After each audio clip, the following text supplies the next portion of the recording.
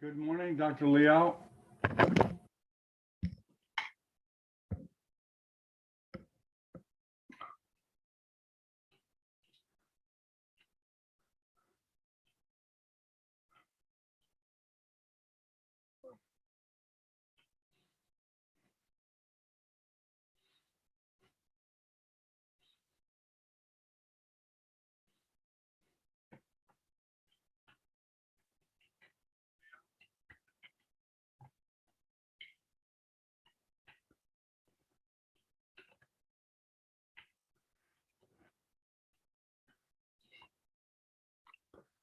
Oh.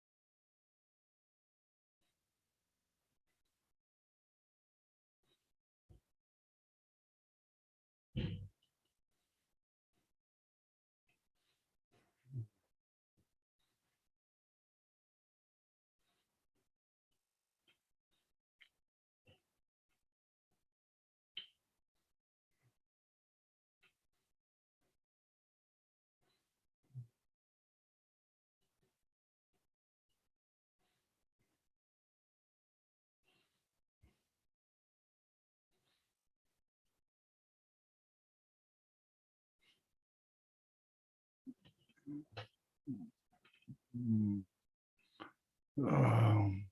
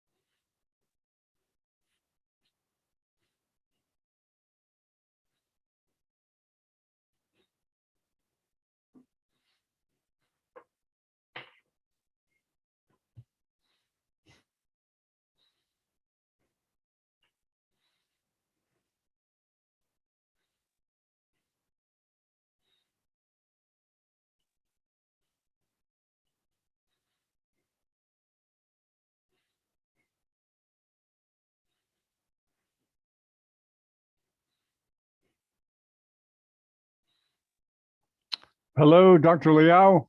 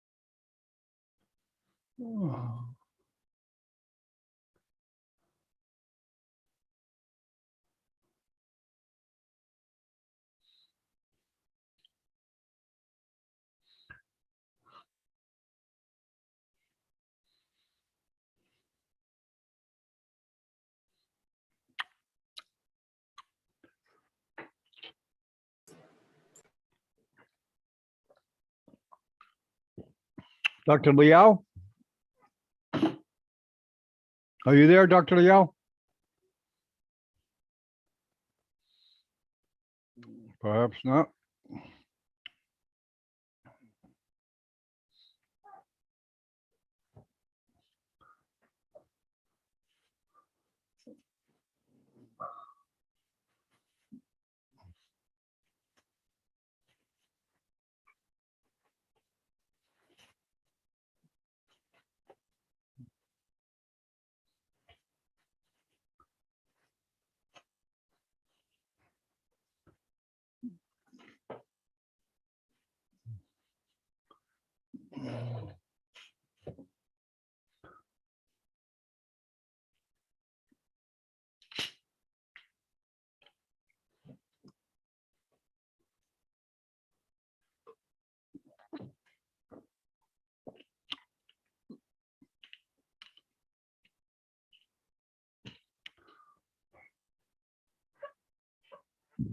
Hmm.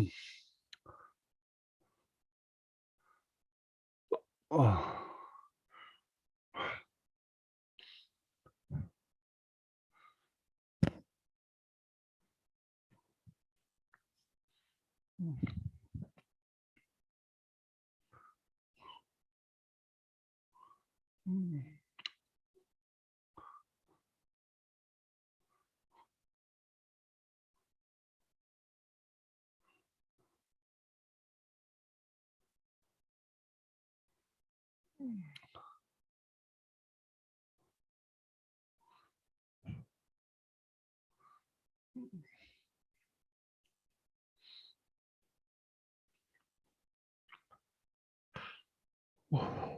Oh.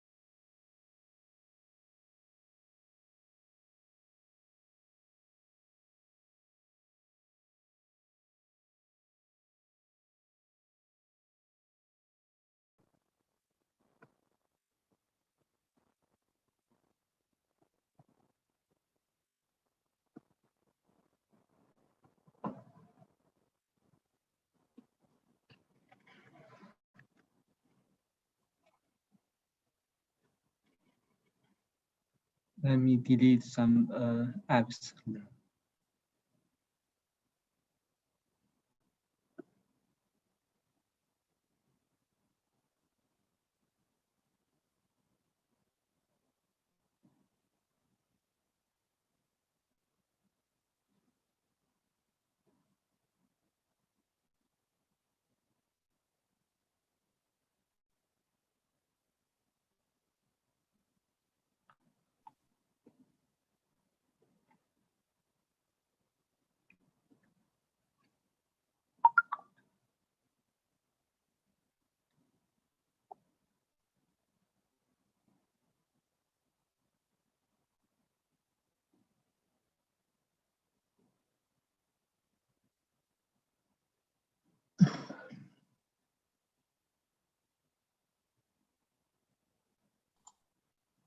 Hello, John. Hello, Professor Ernest Demi. Hello, Hi. Dubin. Hello, John. Hello, everybody.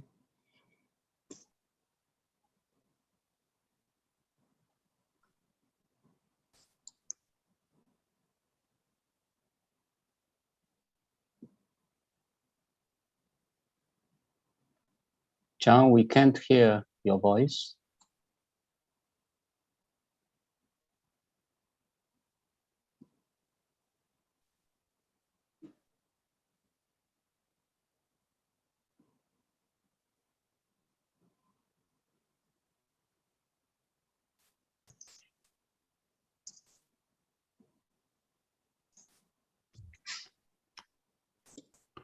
Testing, testing. Okay, you should hear now, right? Yeah. Okay. Hi, John. Yep.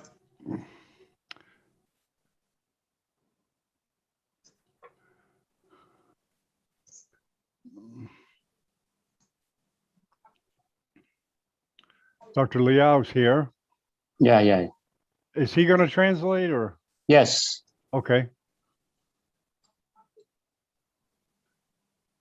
Hi, Dr. Liao, are you there? It's muted. Oh, okay. Yeah, he really doesn't have to talk. It's just talking to his microphone privately and listening to what is said by. Hello, Dr. Kellys. Hello, good morning, Dr. John. Welcome. Welcome. Have you met Juha? Yeah, I met. Hi. Okay. Good morning. Hello, Okay. Dr. Kellis.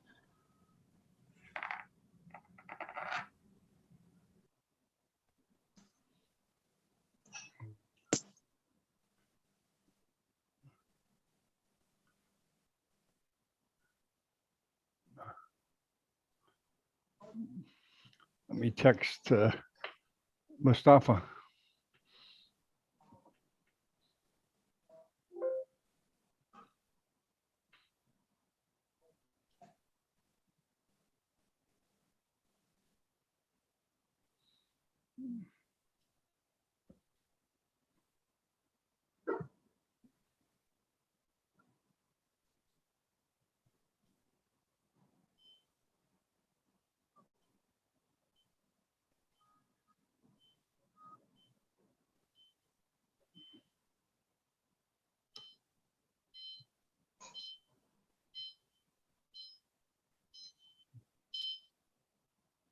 A lot of advertising. Yes.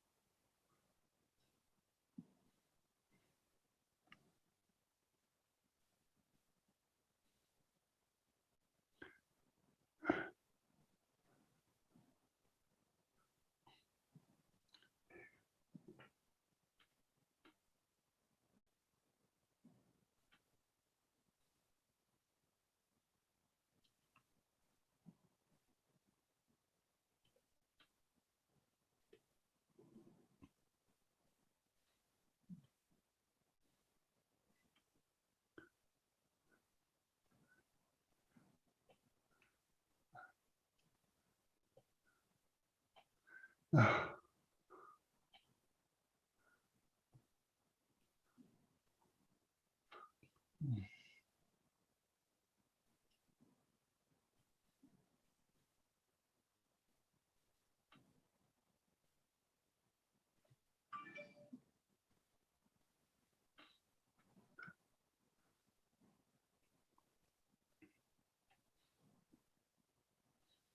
minutes, Juha. Okay, okay. We are deleting advertisements. There's a lot of. Oh, yeah, I should put something up here. The coming events. No, the Chinese commercial advertisement. Oh, there's a Chinese Congress now? No, this is commercial advertisements. Oh, okay. Yeah, I think this is going to television. I mean, there'll be drug companies doing commercials and medical device companies, I think. And I think it's going to get more dynamic. I tell you, we have a great group from Latin America, kids that are really internet smart, helping me build a community. They're really slick with social media. Because I kind of grew up with Facebook. I really don't know Facebook well, but Instagram is a big one with kids. Do you know how to use Instagram, Juha? I tried, but I'm not very familiar with it. Yeah, I'm involved, but I'm not using. Yeah, I'm terrible at it. I can't figure it out. I need a tutor.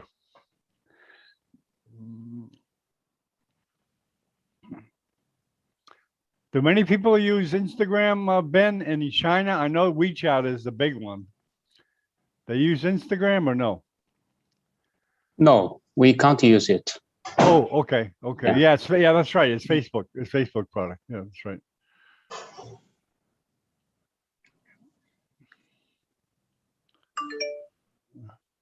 Hello, Dr. Liao. Good morning. Oh, good evening. Hello, good evening. Here evening in China. Welcome. Hello. Welcome. Yeah. We start in 3 minutes. But of course, we Okay. got to wait for Mustafa. Okay, he said he's coming in.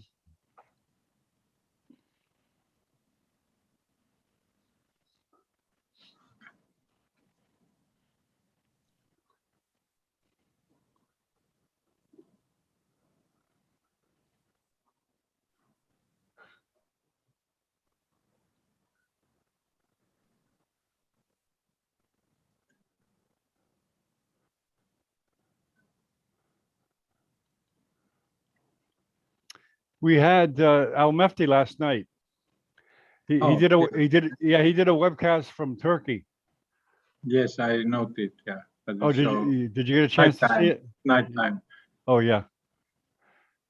Yeah. A lot of people. Yes, certainly. You've been to Turkey, right? Many times probably. Yeah, six times. I've just been to the airport, Istanbul airport. It's huge. It's a new one. It's probably done by now.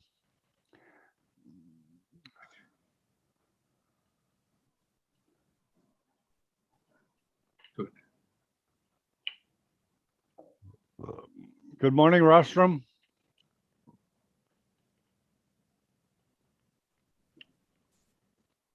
Yeah, as soon as Dr. Baskaya comes, we'll start. I am here. Oh, you're here now? Hello, Mustafa. Hello. Oh, okay. Good evening. I am sorry. My garage door didn't open. Oh, yeah. Yeah, I know you're in a hurry. So you want to start right now? Let me go pull the presentation. Hold on a second. Oh, yeah. Okay. No hurry. Yeah, gel buraya. I take 5 minutes for introduction. So for those who have not been last time. Okay. Okay.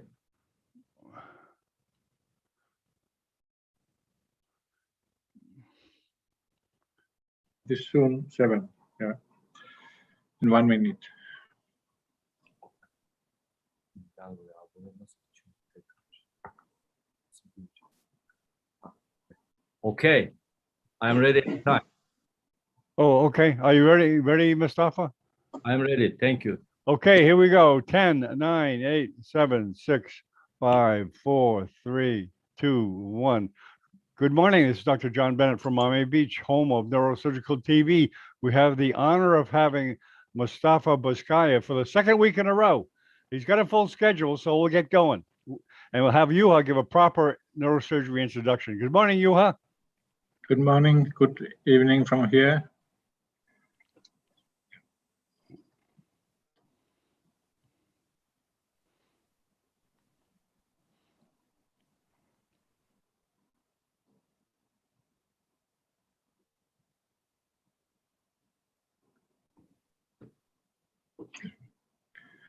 Now, it's okay? Can you see my screen? Yeah, perfect. Okay, Professor Mustafa Baskaya, welcome. He's from Madison, Wisconsin, USA. He's one of the most active neurosurgeons of these times in the world. He graduated at medical school in Ankara, Turkey, 1987, and made double neurosurgical training in Turkey, and then later also in USA, and also 5 fellowships. The first one was by Sukita in Nagoya, Japan, and then several prominent places in USA for years. So actually his training, like he told last time, it took 17 years, but it certainly made him extremely good and very profound training. So his present position is at Madison, Wisconsin. I always saw this slide, how to become a good neurosurgeon. I never met a person who wanted to be a bad neurosurgeon. So train hard and learn anatomy. Follow the way Professor Mustafa Baskaya has done and is doing all the time actively. There are different levels of manual skills. It depends on number of repetitions, either in laboratory or in operation room. It depends on the length of career. There's a common rule of 10,000 hours of training. With these 10,000 hours of training, you will become world class. And my own rule is that after 10,000 days in operation room, you are at your best as a neurosurgeon. Neurosurgery has 3 parts: operative skills, and then research, clinical and basic. Usually we neurosurgeons are doing clinical research and then teaching. High number of residents or fellows are following Professor Mustafa Baskaya. He has more than 300 publications. He has been actively attending in congresses, and nowadays we are doing webinars. He's giving also live courses and have been involved in them. He's very active in neurosurgical social media. Every week we can see beautiful operations there, and he has, what is very special, has extremely good and active cadaver laboratory.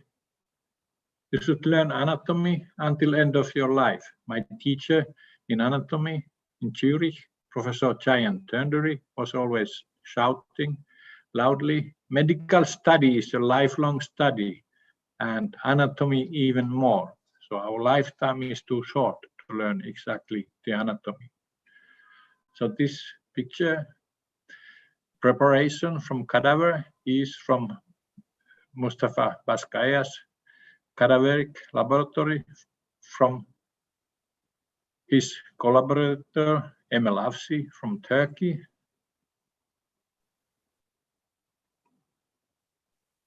Professor Mustafa Baskaya is fighting heavily on the side of microneurosurgery. He belongs to Yazakil School, like many of us. Actually, all the neurosurgeons in the world belong to Yazakil School in some generation. You should train your best young people. They should become better than you. Late Professor Drake, my teacher, was always saying that he wants to have young people who are getting better than him. If he doesn't meet them, then he will wait, and someday they will come.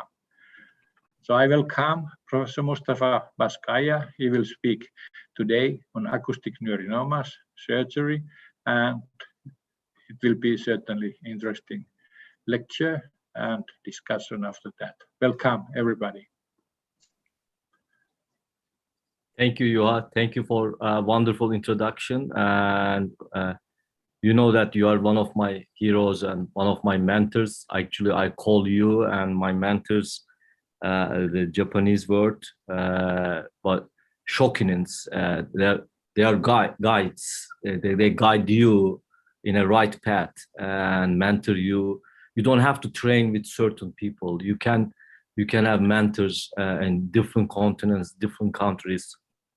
And you made me open my eyes in Helsinki Live course. And again, I thank John Bennett, Dr. Bennett, Dr. Binzu, Dr. Kohn for translating, and all the panelists and organizers. Thank you very much for having me. So I'll start sharing with my screen.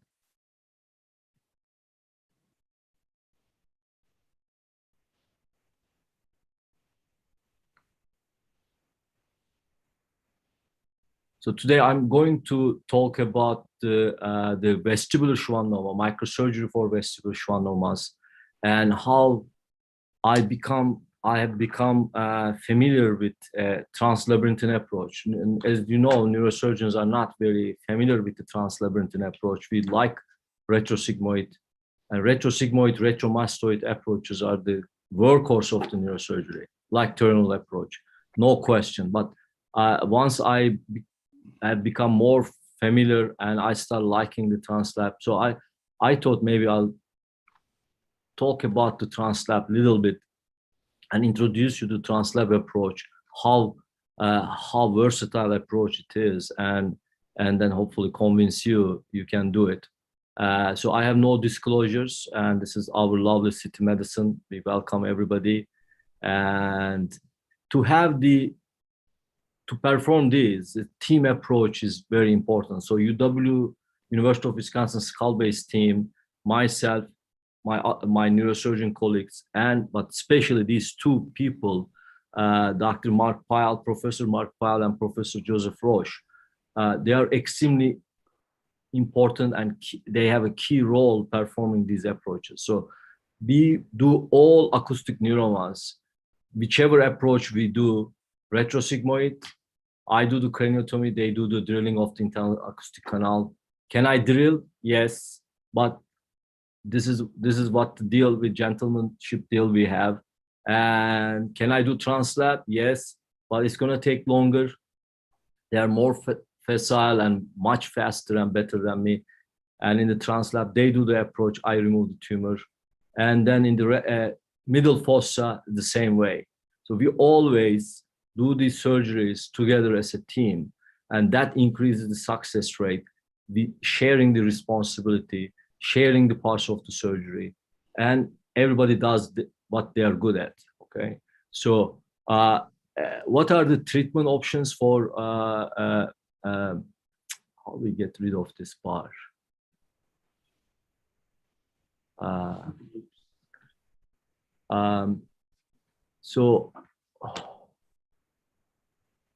Observation is one thing. Microsurgery is always the most important role in treatment of these pathologies. Translab approach, middle fossa approach, retrosigmoid approach, and radiation treatment. Can you guys see me? Something happened. Okay. So, and retrosigmoid approach. So there are three main surgical approaches, and the radiation treatment, yes, of course, has a role. What do we do for that? Gamma knife, LINAC, tomotherapy, CyberKnife, and this is new concept, hybrid treatment. So you do subtotal resection and then the radiation, which I don't agree as a goal, but sometimes if you have to, you have to.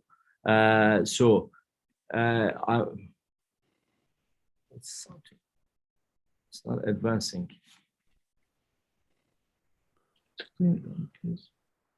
Okay, It's my slides are not advancing. okay. Maybe click it again. You may have to start from the slide before.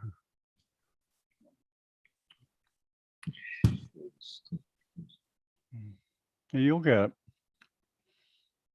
Stop TV'sine tekrar paylaşmış. Okay, just start again. That's okay.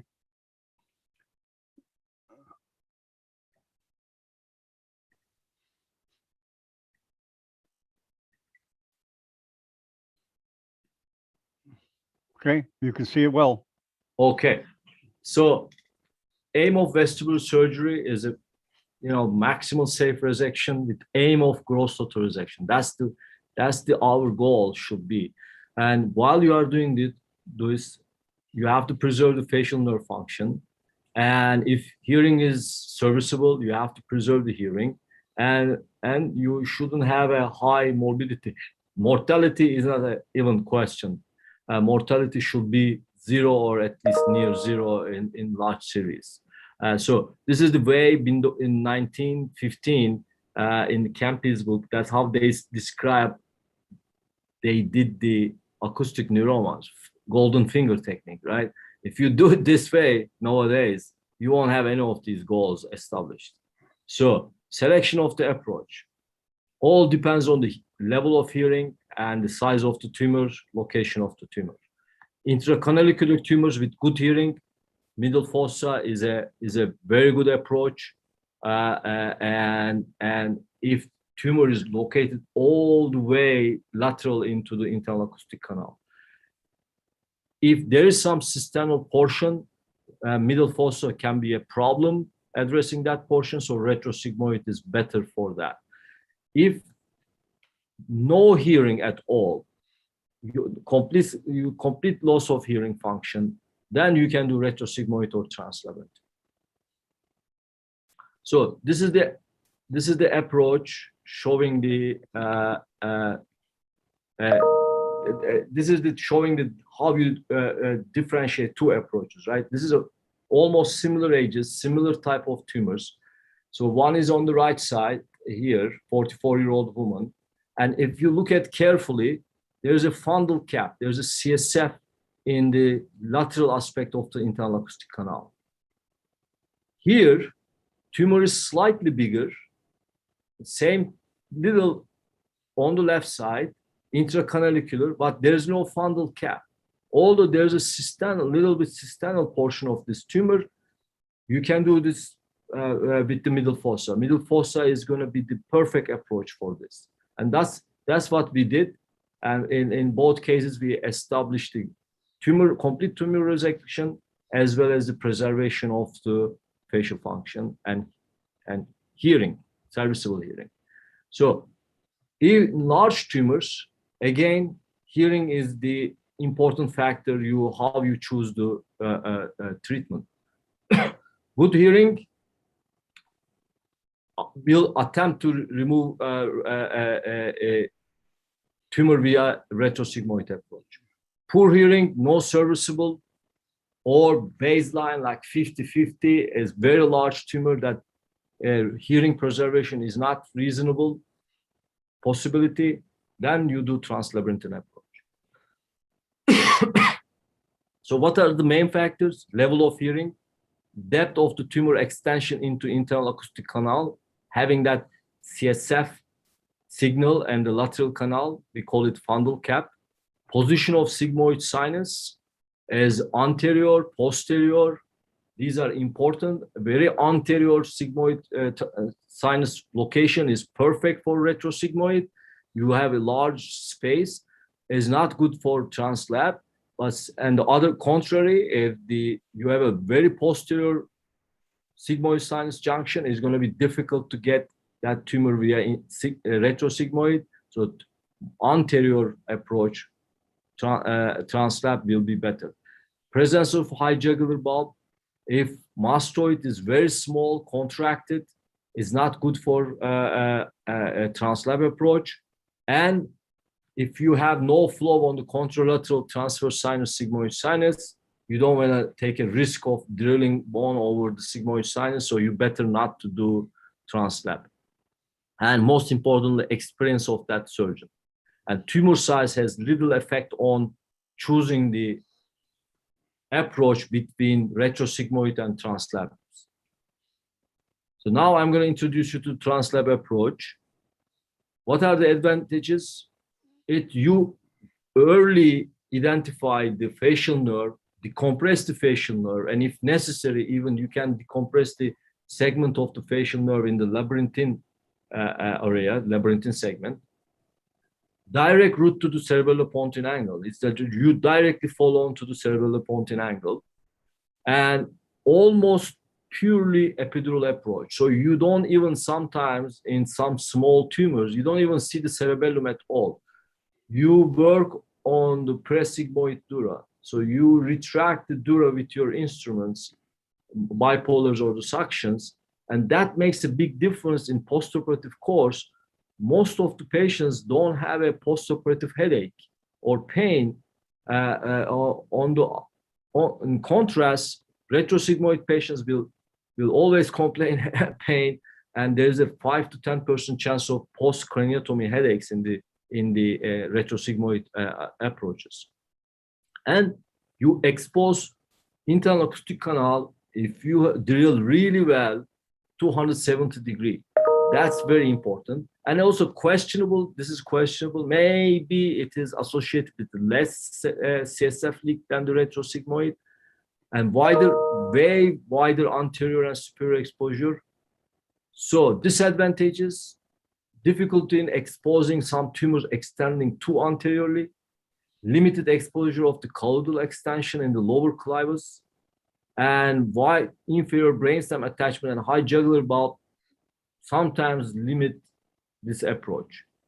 And contraindications, having the active chronic otitis media and mastoiditis, so you should not perform this surgery. You can spread the infection. And this is the cadaveric dissection performed by Dr. Mark Pyle for our book. We are co-editing, edit this book. So you can watch these in 3D. So first, identify the anatomical landmarks. Like Juha said, anatomy, anatomy, anatomy. If you go to the lab, you can do the temporal bone dissection in the dry skulls first, then go to the cadaveric heads and identify these important anatomical landmarks, and that they will lead you to do your target. And slowly, and once you identify the semicircular canals, you drill them, you complete the vestibulectomy, and then expose the cochlear duct. You can get a CSF from the cochlear duct, decompress the brain, and identification of the geniculate ganglion, facial nerve, Bill's bar, and the internal acoustic canal. So incision for small tumors, this is enough incision, and you elevate, and you always get temporalis fascia for reconstruction. And position, we like to do these surgeries in spine position with head slightly turned, like 70 degree or so. It's very comfortable. You can do your surgery standing or sitting, so you don't have to. And also drilling this bone 3 hours if you are doing in sitting position won't be possible. Surgeon's shoulder will be frozen. So we prefer spine position, which is very physiologic in my opinion. So you first drill the mastoidectomy, drill the mastoid, perform the mastoid, then do the labyrinthectomy, and then expose this. You achieve this 270 degree internal acoustic canal exposure. And that is the key. And it is very wide from labyrinthine segment all the way to the porus acousticus and the cysternal segment of the facial nerve. So this is a case example, 4 centimeter, left-sided hearing loss, young female, so size, not important. we can get this with retrosigmoid or translab. Our choice was translab, and that's what we did it. As you see here, drilling the mastoid, so getting the internal acoustic canal. You see opening the canal in the high magnification. This dura can be very, very thin, or sometimes is completely disappeared. This is superior vestibular nerve, identifying the superior vestibular nerve after stimulating the facial nerve, and then amputating the superior vestibular nerve in the distal canal, and that's going to bring to the other nerves into the view. At that stage, we stop. We go to the presigmoid dura here, and as you see, I am gently retracting the sigmoid sinus. There is a tiny layer of the bone left on the sigmoid sinus. Then the rest is intracranial microsurgery. It is the same principles we apply, removing the extraaxial tumors in any location. And debulking is the key in these cases. Do not try to dissect too early after initial identification of the structures. You go debulk, dissect, circumferential dissection as much as you can, and then go for the facial nerve, or if you are doing retrosigmoid for hearing preservation, go for the cochlear nerve. So in the lower pole, we identify the lower cranial nerves now and see gentle retraction on the tumor.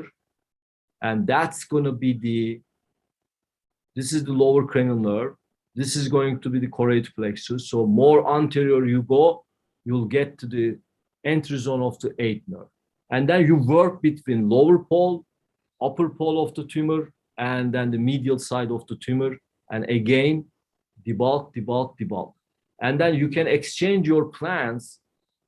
You can go back to the canal, and you can come back to the cisternal part, cerebellopontine angle. And this is hard to follow some of these videos. So now I'm identifying the trigeminal nerve there. It's severely compressed. Then I'm going back and removing more tumor. Idea is to eventually get to the brainstem, and there's always these engorged, extremely congested veins at the and they come from the tumor towards the brainstem. Okay, so you need to be very careful with them. So now I identify the cranial nerve 8 coming out from the brainstem. It looks healthy, but this patient didn't have a serviceable hearing. Sometimes this nerve is not easily identifiable, is kind of blends into the tumor. So you need to know your anatomical landmarks. So, and then you use facial nerve stimulation that will help you to identify and confirm the location of the eighth nerve. So now I am confirming this is not a facial nerve. I know anatomically, but it's always confirming electrophysiologically is important. I go more ventral anterior. Here is the entry zone of the facial nerve. Okay, so we start dorsally. Now I'm cutting the eighth nerve. Now it's golden. So I have the location of the facial nerve in the canal. I have a location of the facial nerve in the brainstem entry zone. And now I need to connect these two planes. So now I'm going back to the canal. Canal part of the tumor is always more vascular. And because they get the blood supply from the extradural blood supply from the dura of the internal acoustic canal. So now trigeminal nerve, and see this part is, like I told you, is extremely vascular, and it sometimes is beyond the surgical view. So you just gently compress, tamponate, and see it is bleeding from the canal dura, and you need to identify that and coagulate. Okay, and that will devascularize the tumor. We'll continue. These large tumors in young patients can be extremely vascular sometimes, but if you follow the principles of microsurgery, devascularize debulk circumferential dissection without applying too much traction on the cranial nerves, you're gonna do it. See, now is this part, because this is not a sitting position, the blood pools in the field, but you get used to that. And see, I'm stimulating the facial nerve. Okay, we are good, and we are done. So you eventually become familiar with this approach. Is in the beginning is kind of you are not very well oriented, but you get better and better, and you will love it. So this is the post-op, and she did very well. Immediate post-op, grade 2 facial weakness, improve immediately, and has been tumor-free. And this is what you need to do. You go there with the goal of removing 100%. If you cannot stop it, you can leave a tiny piece, but don't go to the surgery with idea that I'm going to debulk a little bit, subtotal resection, and I'm going to call this maximal safe resection. We like to give fancy names, and then I'm going to radiate the rest. So then you turn an acute problem into a chronic problem for this patient. Years of that tumor following, and you don't know what's going to happen after 10, 15 years post Gamma knife. We don't have data. We don't know. So this is another case. 59-year-old patient presented with the walking difficulty, hearing loss, and lower cranial nerve dysfunction actually, and hydrocephaly. You see, is a large ventricles and very cystic tumor. If the tumor is part of the tumor is more than 30% of it cystic, these can be challenging sometimes. But again, you cystic or solid, you do the same surgery. You need to be a little bit more careful with the cystic tumors. So again, the same approach, translab, immediate post-op. We will be able to reach so high even with the translab, and perfect facial function. And unfortunately, he needed the shunt surgery because his ventriculomegaly didn't regress. So his hydrocephaly had to be treated with the shunt, but that's okay. And another one, 58-year-old, partially cystic, very large tumor, good facial outcome, grade 2 immediately, grade 1 in long term. And again, cystic tumor, this is the fat we put. And after the surgery, it looks too much, but you have to really pack these cases well. It causes a very nice sealing, and you don't have CSF leaks. Eventually, this fat gets atrophic, and I can show you some patients with the long term. So another one, large tumor. You can come retrosigmoid, but is perfect case for the translab. Again, fat packing and good long-term outcome. And also, there are cases like patients already had a retrosigmoid approach. Okay, this is one example. 40-year-old woman, hearing loss, partial resection at outside hospital. Okay, look at this. And they did the retrosigmoid approach. Okay, they removed this much, but tumor continues to grow, and now patient has trigeminal neuralgia. So they recommend Gamma knife. I mean, number one, why didn't you remove this tumor very first time? She had a good hearing. She lost the hearing after surgery, and these are very reputable centers. These are the centers that they call themselves Mecca of acoustic neuromas. So, and now look at the trigeminal nerve comparing to other side is severely compressed. A patient is on the high dose of medication. So and patient already had retrosigmoid. This is a perfect case for recurrent tumor, residual recurrent tumor. And you come fresh using the same retrosigmoid approach.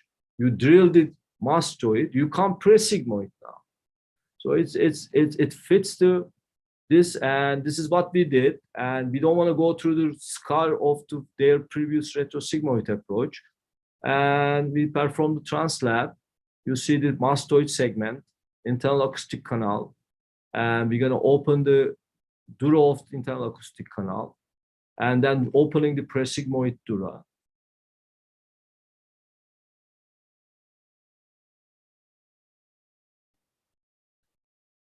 It plays a little slow, I don't know why, but so then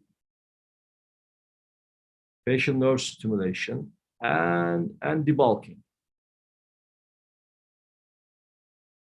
And when you debulk these tumors, you use this low intensity if tumor is soft, and not with the sonopet. I wouldn't use more than 15, 20. And then I go, as I come close to the nerves, you go even lowest intensity, like 5 to 10. So I identified in the canal now superior vestibular nerve. I cut that and I continue debulking.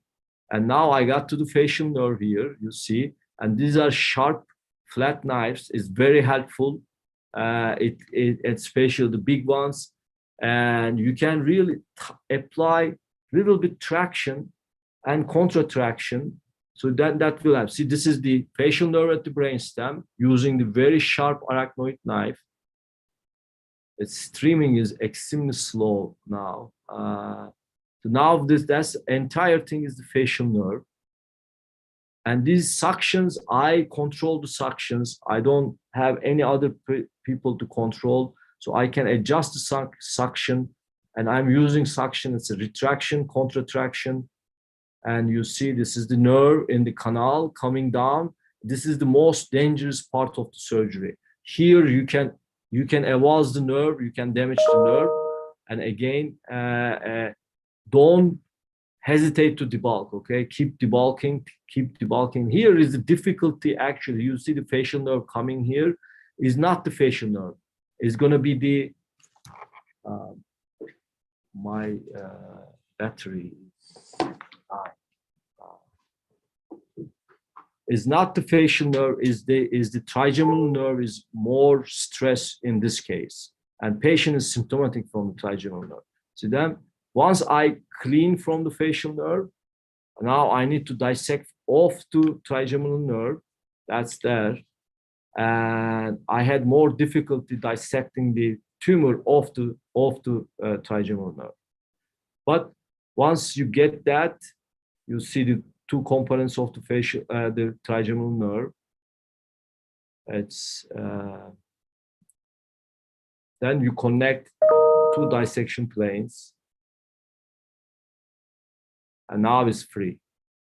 Okay, so using the two traction, contratraction technique, gently and sharp and semi-sharp technique with the flat knife, and we are stimulating the facial nerve in the canal, in the cisternal segment. So if it stimulates perfect, then you have to pack the eustachian tube, put the temporalis fascia over this, and then put the fat on top of it. This is the abdominal fat. And in the past, we were not putting the lumbar drains. And in the last 5 years or so, we start putting lumbar drains, and our CSF leak rate, it's dropped from 8% to 2%. And beautiful facial outcome, and immediate relief of her trigeminal nerve dysfunction.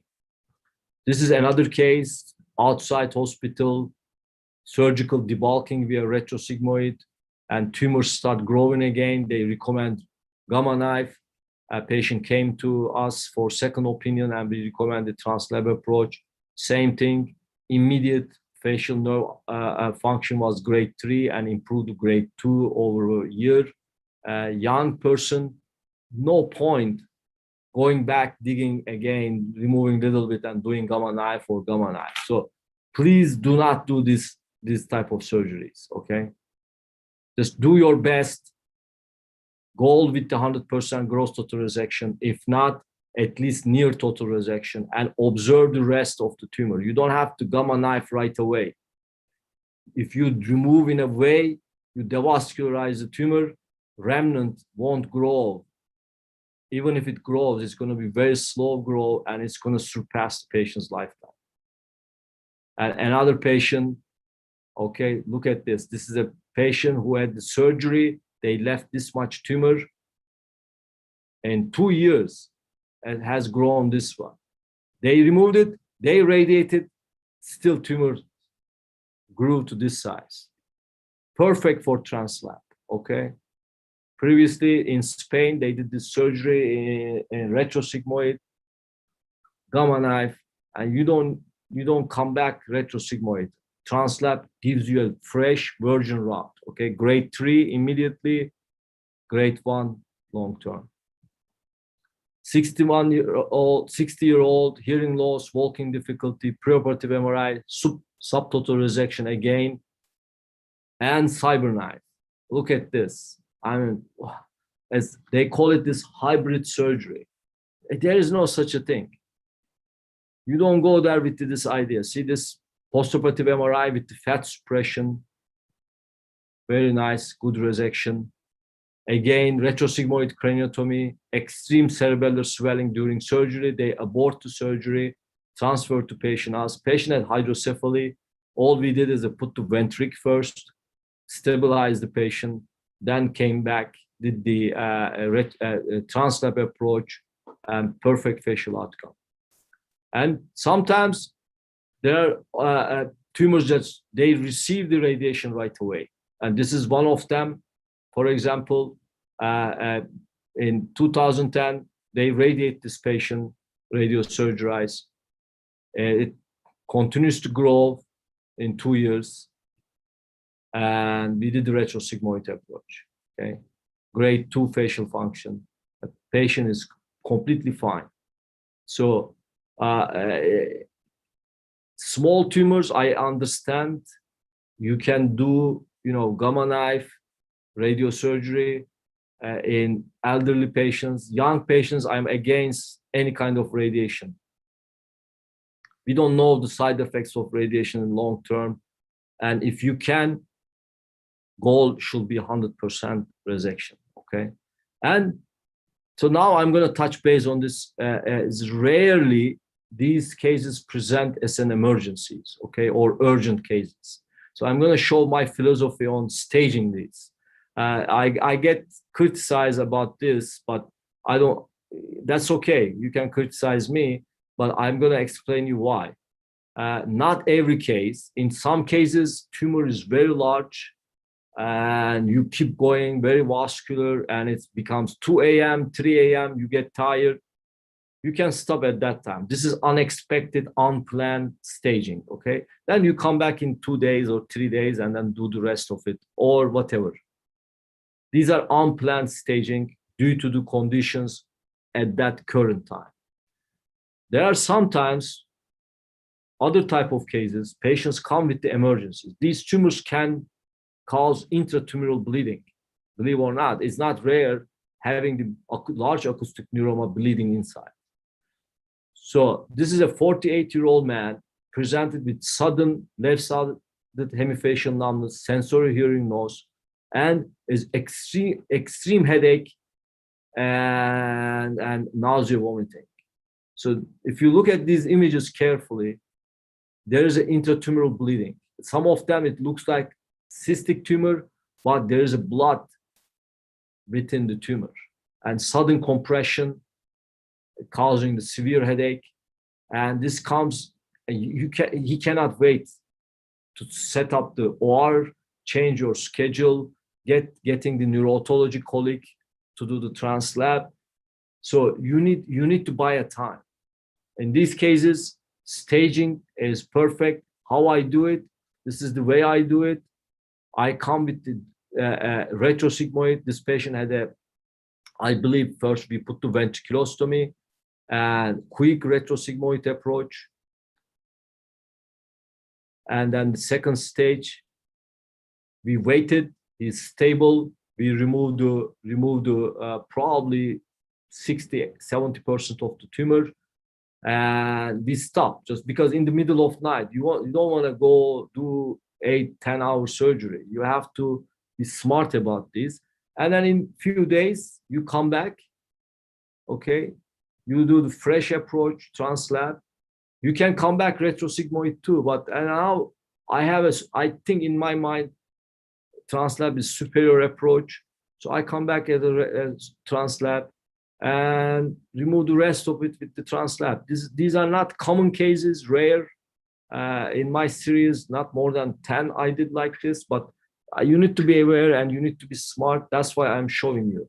So and then if you wait too long, due to the scarring, whichever approach you do, it becomes more difficult. So if you are not familiar with the translab, do retrosigmoid. Come back and do the second stage retrosigmoid, but do good job.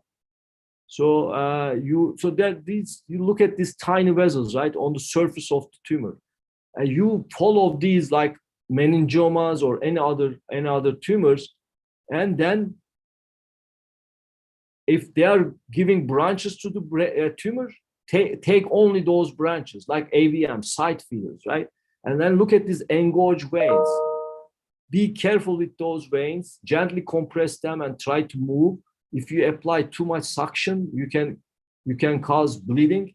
See, it is a very thick arachnoid, and sometimes these patients, tumor can be very adherent to the brainstem surface.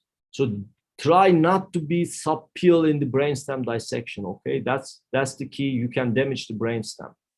So, and there's always this 2-layer of arachnoid here. You pull, you can apply pulling technique, peeling technique like SAMI introduced, or sharp dissection, spreading, or combination, like every other microsurgery we do, right?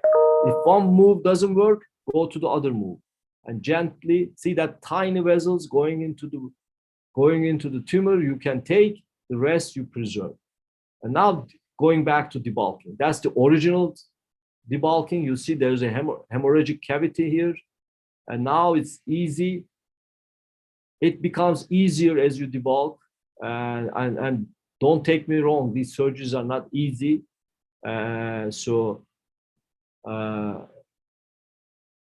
And outcome of these surgeries are cosmetic, right? Is aesthetic, patient's facial function. It's not like life and death situation.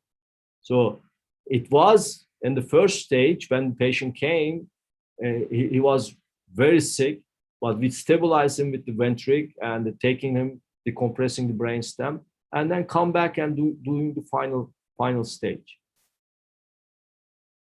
And debulk, go back to the superior pole, see, and if this not working, go to the sharp dissection, whichever one works. So just be versatile. Don't be dogmatic about, I always do this technique, I always do that. No, there's no such a thing. Whichever technique works. If you are doing one move 3 times and if you're not achieving the goal, change your plane, do something else, okay? Come back to that point later. Now I'm gonna find the nerve. And in some cases even, see, this is the choroid plexus. These are the actually, believe or not, there are anastomotic nerve fibers between 7 and 8, can be sometimes, or those fibers can be nervous intermediates. So I'm amputating the 8th nerve.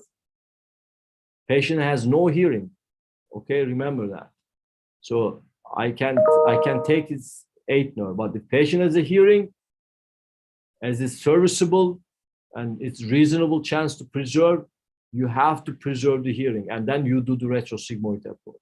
Choroid plexus again, and I'm checking for this is the 8th nerve, amputated, as it was blending with the tumor. See, I'm dissecting off that, and the anterior aspect, yeah, anatomy never goes wrong.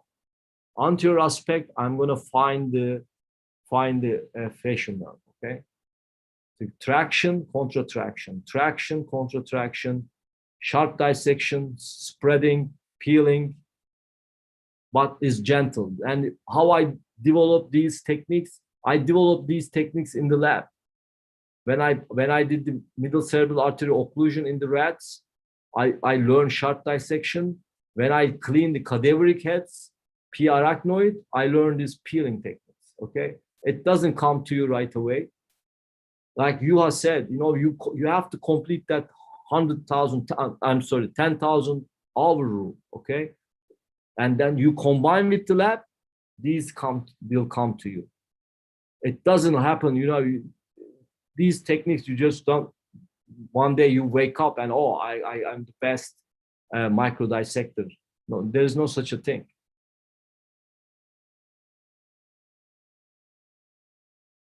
Okay, so we go, so it's very dense. And in front of the 8th cranial nerve entry zone, there is a dense arterial network of AICA, okay? So you need to clean that arterial network and preserve the P at the same time, okay? This is key. And always protect your planes with these small cotton balls, okay? Now I'm getting to the facial nerve, okay? So there will be nervous intermedius and there will be facial nerve, okay? See, these sharp dissectors are very helpful, creating a plane or micro scissors.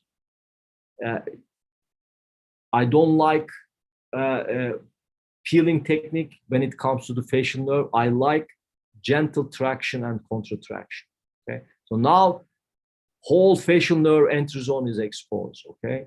So I need to connect this with the porus and the canal. So now I'm going back to canal, finding the facial nerve, okay? And then once we connect it, this is going to be the facial nerve, and cochlear nerve, you can take it. In some cases, with the retrosigmoid, you can preserve the cochlear nerve, and that you can give patients the cochlear implant, and that's a different story. So continuous, and see, this is the most critical part of the surgery. All blood supply at this level comes from this extradural, and then Trans-lab gives you this widest exposure. If you do retrosigmoid, you won't be able to see this wide, okay? And you leave remnants. If you look at those people claim I can do this retrosigmoid, there's some residual in the canal, okay? Because you cannot see, even if with the endoscope you'll have a hard time. That's why I love Trans-lab. Number one, I don't deal with the cerebellum. I don't even see the cerebellum. It's completely epidural approach. Like you are doing a Dolench approach for cavernous sinus. You're completely epidural. Okay, now this facial nerve free, and we're gonna go back. I can speed up if we are not doing well with the time. Okay, stimulating and low intensity debulking. Low intensity debulking. And sometimes if you get sudden irritation in the facial nerve, stop dissecting, okay? Just let the facial nerve rest, put little bit nitrite solution or papaverine solution over the facial nerve. Facial nerve can get small vessel vasospasm, okay? So that's the facial nerve. See, it's coming from the canal. Is gonna, so I need to connect these two planes, okay? And it's sometimes, yes, it's true. This is, if I did this in sitting position, blood goes away. But doing the sitting position in Trans-lab is, my ENT colleagues, neurotologists, will be crazy drilling the bone like this 3 hours. So, and then I tell you the truth, spine is the best.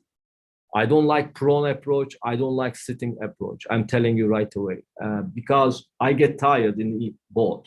If I can, I would like to do every surgery in spine position. It's very physiologic. I can stand up, I can sit, I can change my posture, but if sitting and if prone, you are limited. Your neck and back gets hurt. And in the sitting, your shoulder. If we have to, yes, we have to. So then, see now, facial nerve is free. And this is the cystic portion of the tumor. Cystic tumors are notorious for being adherent to the brainstem and the cranial nerves.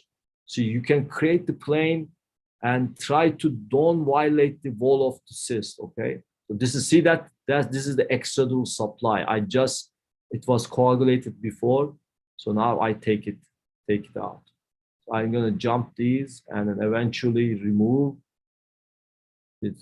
See that branch is giving a small feeder, and otherwise, if you take that, that's the brainstem artery. Okay, so you don't do that. You follow it, and you take only the feeder. And acoustic neuromas get extradural feeders and intradural feeders.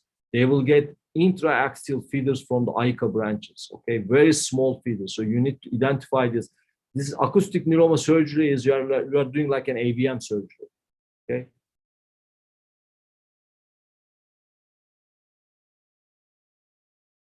Okay, this is the facial nerve stimulating nicely. If it stimulates 0.05 milliampere, 0.1 milliampere, even patient wakes up with the weak face, it's going to get better. Okay. So this is preoperative. We debulk with the retrosigmoid, come back with this translab, and perfect face, very happy, and long-term, very good results. So I'm going to skip this, and we did the same thing here, same principle. This patient came with the sudden onset urgent problems. We did the retrosigmoid, come back, did the, and as you see, patient has a ventric, and grade 3, improved to grade 2 now in 2 months. And another thing I want to touch base before I close. So nervus intermedius is the forgotten nerve, okay? In large acoustics, you may not be able to preserve the nervus intermedius. But in the moderate size and some small acoustics, please spend time, see the anatomy, and you can preserve. You do beautiful surgery, okay, patient facial function is fine, and then 3 months later, patient realized they cannot taste well. And these are the important sensory functions, right? It's the daily part of the life. So if you cannot taste it, you cannot eat well, you cannot drink good wine. So this is important. If you can, and moderate size tumors and small tumors, you can preserve the nervus intermedius. You can identify. In some large tumors, rarely, yes, but most of the time, tumors beyond 3 centimeters or bigger is not possible to see even. So this is a moderate size tumor, not very big, and no hearing. Okay. Then we went to do translab. Okay, I'm showing this case to show you. I'm going to skip all these parts because I already showed you. This is translab drilling, and you can watch these translab drilling videos in our publications or books. Is a speed up. So we go. Now we're going to go. Okay, small tumor, easy to identify the structures early, the facial nerve, and see that, and then the 8th nerve. And then we go to the canal, we remove the tumor from the canal, and we're going to connect 2 planes. I'm showing this to see, you know, how we can preserve the, so this is going to be in nervus intermedius there. We just got the glimpse of it, okay? Small tumors, you get less bloody field, so it's much cleaner and easier to see field.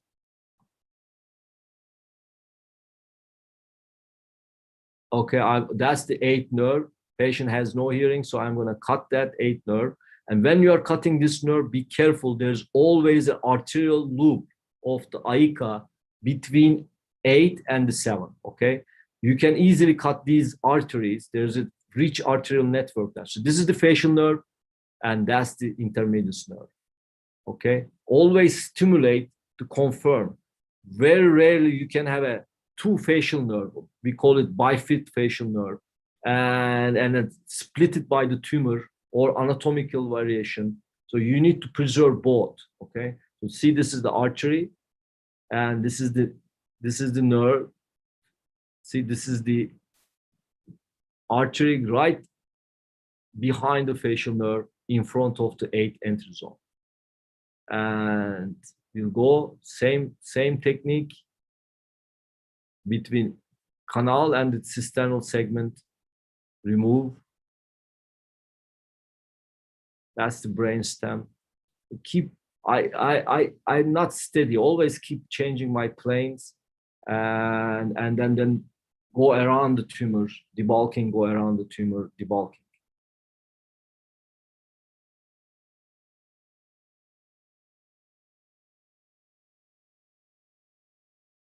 So that's the where we're gonna meet. Oh, sorry, it's my computer. So now we are coming to this part of the canal superior aspect. That's the facial nerve is preserved. So I'm going to connect these two, and the nervous intermedius goes along with the facial nerve. Okay, that's it. That's right here, and it's going to join. And its very important function is the taste, right? So it's like hearing, like facial function. Taste is important too.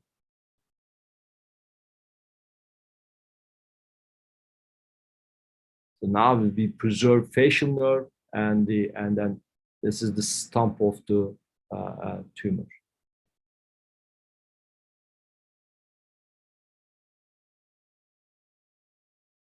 So yes, good radiological result, good facial outcome, and then also we preserve the hearing, the nervous intermedius. So it's good for the patient's postoperative quality of life.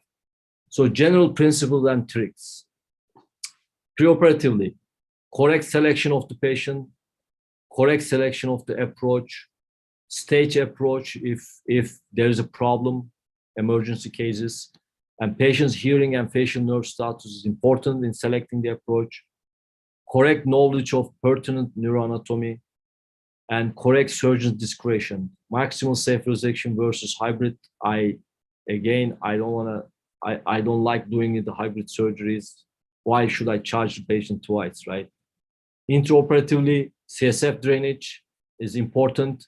You can use lumbar drain, but early standard drainage from lateral cerebellar medullary system, retrosigmoid or translab is main thing. You drain the CSF and it's done. Early localization of the facial nerve course. You can do high amplitude stimulation, and I learned this from Taka Fukushima. So you estimate the course of the facial nerve with the early high stimulation. Occasional use of sodium nitroprusside solution or papaverine solution to prevent the microspasm around the facial nerve. Correct orientation of the tumor limits, preservation of the nervous intermedius. Intraoperatively, copious warm irrigation, not very jet irrigation, small, gentle irrigation, sealing the mastoid air cells, closure of the eustachian tube. These will prevent the CSF leak and the harvesting the fat and packing the fat. So postoperative, these patients can have a persistent hydrocephaly ventriculomegaly. You need to follow. That can cause CSF leaks. And if you have a delayed facial or other cranial nerve paralysis, early antiviral therapy is helpful. There's an ENT literature on this. And close follow-up in cases that you didn't do the gross total resection. So I will look at our result, and in tumors bigger than 2.5 centimeter, at 1 year, we had Haas-Bregman grade 1 facial function in more than 90%. I think it's 91 or 93% cases. The tumor is smaller than 2.5 centimeter. We have very good results, 98% grade 1 or grade 2 results. So again, at the end, go, read, listen, watch, dissect. I hear, I forget, I see, I remember, I do, I understand. The laboratory practice is crucial. It should be mandatory for neurosurgeons. And again, it's how many times I emphasize this, just follow the principles set by our pioneers, Yashar Gill, Drake, Sant, Sami, Professor Hernes Niemi, Taka Fukushima. These are very important principles, and then you develop your own principles. But don't forget the history, and then check all the current developments, and go to the lab, do the lab dissection. That's the main thing. Again, I'm stopping here, and I thank you very much, taking 1 hour of your time, and I'm happy to answer any questions. Professor Hernesniemi, Juha, I appreciate your efforts with these ground rounds, China ground rounds, and spreading the neurosurgery, micro neurosurgery, and thank you very much.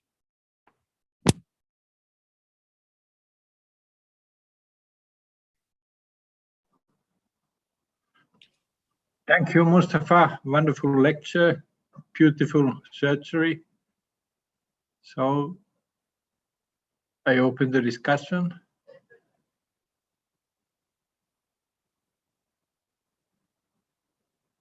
I noted that you are not using strings in your cottons. This is the way I did in Helsinki. Also, I never used strings in my cottons.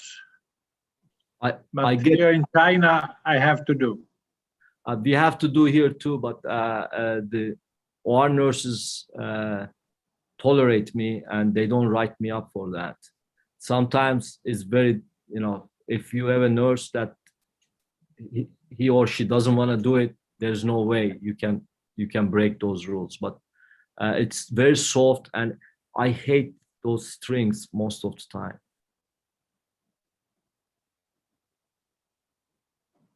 Some other comments, questions? So, Mustafa, so you mentioned the staged resection of the tumor, but I think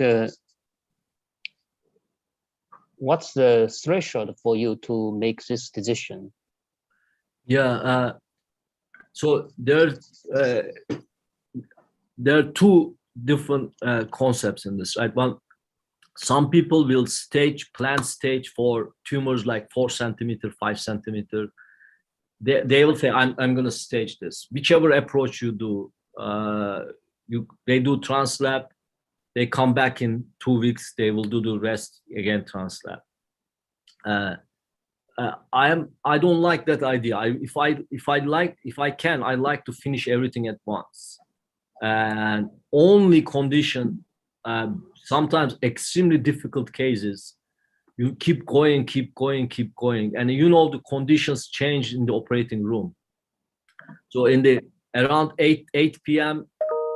B team comes. Around 11 o'clock, 11 p.m. C team comes. Then you are in hands of God. And then you are tired.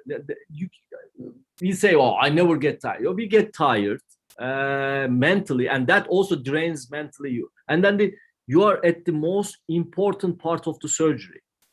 So it's 2 a.m. You have another 5 hours to go. I suggest you stop before then. This is unplanned staging. Okay, this is rare. It happened to me. I don't like doing it, but you have to do it. You have to do it for patient safety. The other one is the most critical one. I mean, I will get criticized, and I understand. Doing patient comes urgently, right? And like patient comes in the late afternoon. Setting up Trans-lab with the ENT colleagues, proper condition for acoustics it may not be possible. So then you need to rush. You need to decompress the brainstem. The one case I showed you, there was an intratumoral hemorrhage. Patient was extremely sick. So then you put the ventriculostomy, you do whatever, it's not helping, take to the patient, do the retrosigmoid. Retrosigmoid will be much quicker. In half an hour, you're done with the approach, and then you are in the tumor, and then you decompress. And then you come back as a second stage, retrosigmoid or Trans-lab. So that's the only thing. These are not common scenarios. It rarely happens, but I'm giving you the options. There are these kind of treatment management options too. So young colleagues should consider. So you don't burn yourself. Patient's safety and good outcome should come first. Okay, thank you. But according to Professor Hernesniemi's philosophy, you prefer to preserve the nature anatomy, which means you don't like to drilling the bones. Is it correct, Professor Harris-Niemi? My experience in acoustic neurinomas is very small because in Helsinki there was a team who was making them. So I was not involved in the team. So I don't want to say actually anything about acoustic neurinoma surgery. I have done 50 or 60 cases in my life. So this is small experience. Okay, But, Mustafa, do you of course, use the retrosigmoid approach is by far faster. So it is this one you can of course do even in the night and take the tumor away. But, so the translab seems to be very tedious and difficult approach. Correct. And I had never seen that. Now I saw it in your videos. It certainly is beautiful approach, but it takes time and preparations to come inside. Correct. It's like Dr. I understand the implication of the Dr. Zhu's question is it seems like invasive approach. You drill the labyrinth, you drill. In a way, it's invasive when it comes to drilling the bone, but it can be less invasive because you're not dealing with the cerebellum at all. Dura, you are all presigmoid, and I showed you. You know, it's being epidural in your approach is very helpful in postoperative headaches, how the patient feels. In a way invasive, in a way less invasive, in my opinion. Okay, so do you use some endoscope to assist when you retrosigmoid approach? Yes and no. I mean, most of the time I don't need to use endoscope. I use open surgery. I mean, just open everything, and when you drill enough. But at some cases, canal is small, is not expanded by the tumor, and very narrow canal. You don't see the lateral extent. If you drill more, you're gonna lose hearing. Then you are blind. In those cases, you can put a small endoscope and look if there's a residual tumor.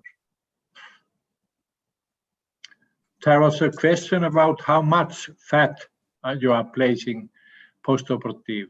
Are you covering only the pony defect, or how big is the area? It's almost like my fist size, and then we almost less than my fist size. And then, of course, depends on the patient and the mastoidectomy you did. And we do strips like almost my finger, little bigger than the finger, and then pack them into the cistern. If you have to create a plug, part of the fat should be in the cistern and part is out in the mastoidectomy defect. If you put loose fat, it doesn't help. And I learned all these techniques from the ENT colleagues. They have been doing this many years before us. So it's very helpful. And the spinal drain helps to get the fat closer to the skull base, or? Yes. So before 5 years ago, we looked into our results, and our results indicated that we had an 8% postoperative CSF leak in all approaches: middle fossa, retrosigmoid, and translab for acoustics. So it is good. 8% is okay. If you look at the literature, it varies from 5 to 15%. But you get frustrated. You do beautiful surgery, patient comes back with the CSF leak from nose, ear, or the wound. You know, it's extra hospitalization. You put the lumbar drain at that time. So I said, why don't we put the lumbar drain during the surgery and see what's going to happen? And people try this, and the results are varies. Some of them is good, some of them not good. But we were able to bring it down to the 2%, significant change. and we keep lumbar drain 3-4 days, and they require that much hospitalization most of the time anyway. We don't cause anything, and it's done under general anesthesia during the surgery, and we don't drain too much. If you drain too much, patients will feel sick. So enough, and then in day 4 we remove it and send patient, and still we didn't bring it to the 0%, but it's at least it's around 2%. And the middle fossa approach, when you are using that? Middle fossa. Middle fossa approach is strictly for intracanalicular tumors I showed you at the beginning of the case, and for hearing preservation, and tumor is way lateral in the canal. So with the retrosigmoid, you will have hard time reaching out. Then you have to drill a lot, and the drilling itself, even if you don't destroy the cochlea or vestibule, just drilling can cause conductive hearing loss near the cochlea. So that's why retrosigmoid is good for the tumors more medial, intracanalicular. Middle fossa is good for the tumors way lateral in the canal. There was a question, what kind of imaging you use to see the 7th nerve? Or can you see it by present imagination, preoperatively? There's a cranial nerve T2 cranial nerve imaging you can use, but in the large tumors, there's no way you can differentiate what is cranial, which one is which one. Small tumors you can estimate, but at the end, is your anatomy and surgical exposure. You know the nerve, so its nerve is going to be anterior superior or anterior inferior. I never seen an acoustic neuroma facial nerve courses posteriorly or within the tumor. That is not acoustic neuroma. That is a facial nerve schwannoma. And your facial nerve stimulator, so you are touching the nerve and Yes. stimulating. And how are you controlling? You have control. Correct. We do everything by ourselves. We don't have a special monitoring team for that. So we put electrodes, 2 electrodes, and then it delivers the lowest possible is the 0.05 milliampere. If you are delivering that and you get direct response with the sound, and it gives you beep, beep, beep, beep sound. And then if nerve is healthy, perfect. If you start going higher from 0.5 to the 0.1, 0.15, 0.2, that means nerve is getting weaker. So you should stop. If nerve stimulating higher than 0.2 milliampere, you're going to have a significant facial palsy. It's still good. It may improve. The nerve is not stimulating at all. That's a bad sign. But if you anatomically preserve, I know if some surgeons do like, oh, I lost the facial nerve function, I can cut the nerve now. No, don't cut it. It may recover. Are there more questions in the chat? Can you check, John? I have a bypass surgery, so I better go in a few minutes. Yeah, we thank you very much. Okay, thank you very much. Much for a wonderful lecture and excellent Thank you. lecture on good dissection of intracranial for every Mustafa, yeah, your surgical video is very good. Thank Thank you. you. Thank you. Yeah. I'm gonna do bypass surgery, but I'm not as good as you. So Watch out! Watch out! so I can do only 1 bypass in a day, unlike you. Do 9, Thank 10 you. bypasses. Amazing surgeries. Thank you. Thank you. Okay. Thank you. Thanks Okay. everybody. Thank Juha. Thank John. Thank Binzu. All the Chinese friends, all the colleagues. Thank you very much. Have a wonderful evening, wonderful afternoon, wonderful day. Thank you very much. Thank We'll see you. you next. Thank you. We'll see you next week. Thank you very much. Thank you. Thank you. Bye-bye. Bye-bye.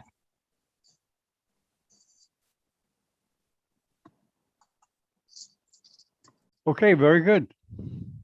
Very good. Do we have anybody for next week yet, Juha? Maybe not. Okay, I guess we'll find out eventually.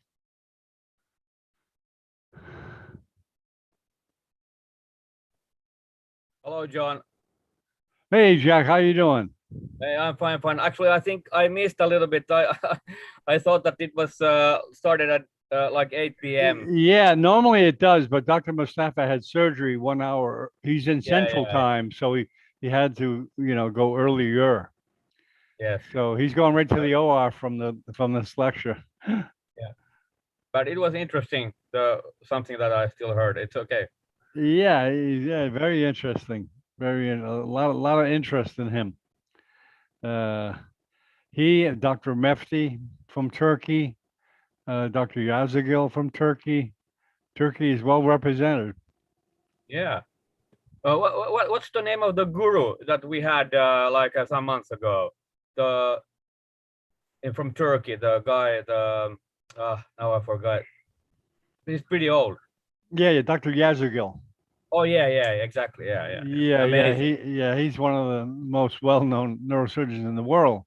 Yeah. Right. And I understand he's still active. I think he's in Right. his 90s, but I don't think he has a full schedule, but I think he still operates. Right. Wow, that's amazing. Maybe That's somebody what I want to knows. see. Yeah, that's what you want to do. You're going back to be a neurosurgeon? No, I'm not. I'm not a neurosurgeon. but I'm never gonna get retired. That's what I mean. Oh, yeah. Not with a computer. You don't have to retire with a computer. Your mind will always stay active. Yes, definitely. So, okay. Thanks, Jack, Yeah. for coming, and thanks everyone Yeah. else for coming. We'll see you